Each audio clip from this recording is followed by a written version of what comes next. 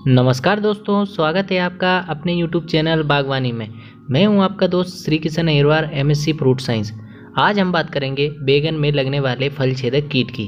इस वीडियो में आपको पूरी जानकारी दूंगा कि इस कीट की आपको रोकथाम कैसे करना है, कौन सी दवाई डालना चाहिए जिससे इस कीट से पौधे और फल को बचाया जा सके।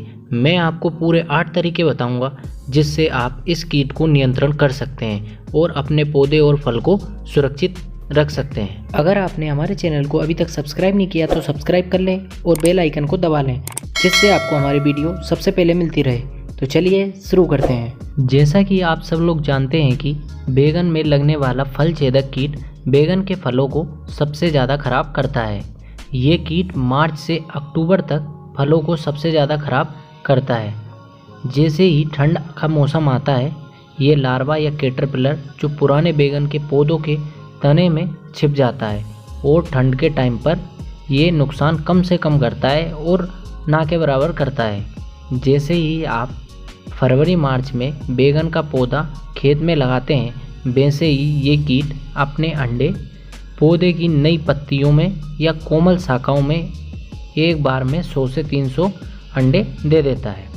उसके बाद 5 से 10 दिन में अंडों से लार्वा या इल्लियाँ निकलती है जो पौधे के ऊपर के कोमल हिस्से से तने के अंदर घुस जाती है, जिसकी वजह से पौधे का ऊपर का नया कोमल हिस्सा मुरझा जाता है और सूख जाता है। जब आप उस मुरझाए हुए हिस्से को देखोगे तो उसमें से इल्लियाँ निकलेंगी।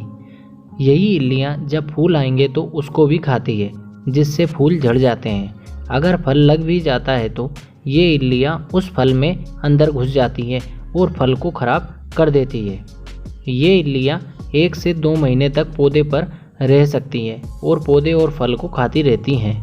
अगर इसकी रोकथाम शुरुआत में नहीं की गई तो अगर एक बार ये कीट फल में घुस गया और इसकी संख्या बढ़ गई तो इसको कंट्रोल करना मुश्किल होता है। आप कोई भी अच्छी से महंगी दवाई डाल दो पर यह कंट्रोल नहीं होगा, इसलिए आपको दवाइयों पर निर्भर नहीं रहना है। इसको कंट्रोल करने के लिए आपको अलग अलग तरीके अपनाने होंगे जिससे आप उसके अंडे देने से पहले ही उसकी संख्या को रोक सकें और उसको अंडे ही ना देने दें। और अगर वो अंडे नहीं दे पाएंगे तो इल्लियाँ नहीं बन पाएंगी और इल्लियाँ नहीं बन पाएंगे तो आपका फल भी खराब नहीं होगा। तो चलिए जान लेते हैं वह कौन कौन से तरीके हैं जिनको अपनाने से या उपयोग करने से हमारे पौधे को कम से कम नुकसान होगा या ये कीट से हम छुटकारा पा सकते हैं। सबसे पहला तरीका है, आप फल छेदक कीट न लगे ऐसे वैरायटी लगा सकते हैं। जैसे कुछ वैरायटी ऐसी है जिसमें ये कीट ना के बराबर नुकसान करता है, जैसे Punjab brinjal hybrid 1, Pusa purple long 74 या नवकिरण। ये वैरायटी आपको पास के किसी कृषि विज्ञान केंद्र में या पास की किसी एग्रीकल्चर यूनिवर्सिटी में मिल जाएंगी या उनसे आप सलाह ले सकते हैं कि ये इनका बीज कहाँ पर मिलेगा। दूसरा तरीका है, एक ही जगह या एक ही खेत में बार बार बैगन की फसल ना लें।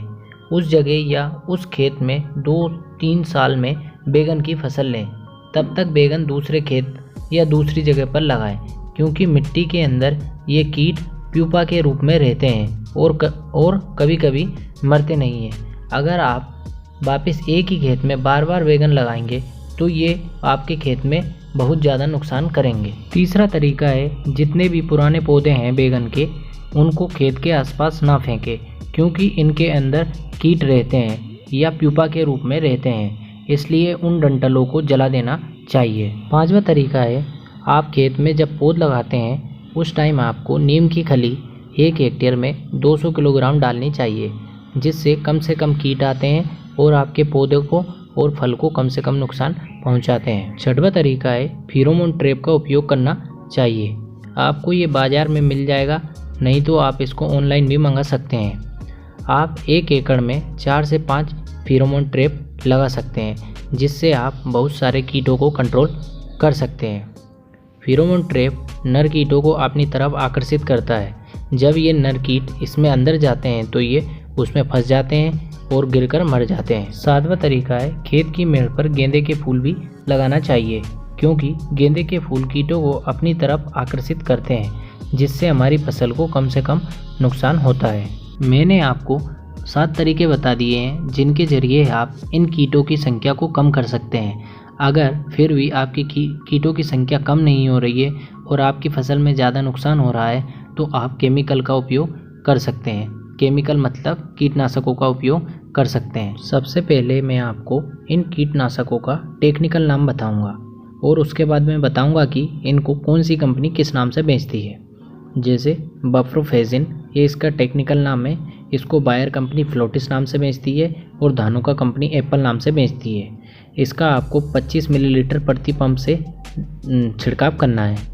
और दूसरा जो केमिकल है वह है एमामेक्टिन बेंजोएट, ये इसका टेक्निकल नाम है और इसको सिजेंटा कंपनी प्रोक्लेम नाम से बेचती है। इसका आपको 10 ग्राम प्रति पंप घोल बनाना है और छिड़काव करना है।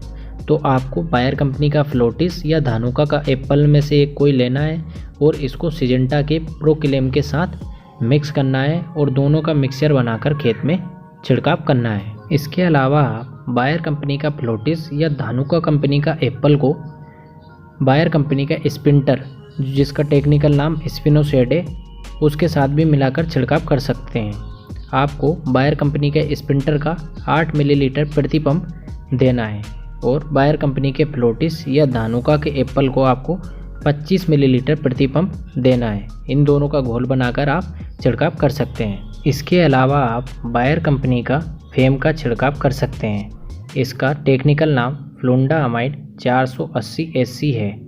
इसका आपको 8 मिलीलीटर प्रति पंप आप छिड़काव कर सकते हैं। या फिर आप डुपोंट कंपनी का कोराजन या धानुका कंपनी का कवर का छिड़काव कर सकते हैं। इसका टेक्निकल नाम क्लोरंट्रिनिप्रोल 18.5 SC है।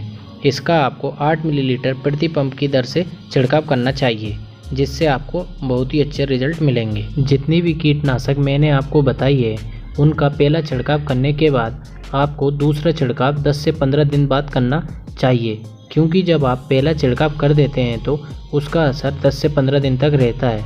तो जल्दी जल्दी छिड़काव करने का फ़ायदा नहीं होगा और ये फसल के लिए नुकसानदायक हो सकता है। इसलिए 10 से 15 दिन बाद ही दूसरा छिड़काव करें। वीडियो देखने के लिए धन्यवाद। अगर वीडियो अच्छा लगे तो इसे लाइक करें, शेयर करें और कमेंट बॉक्स में कमेंट करें।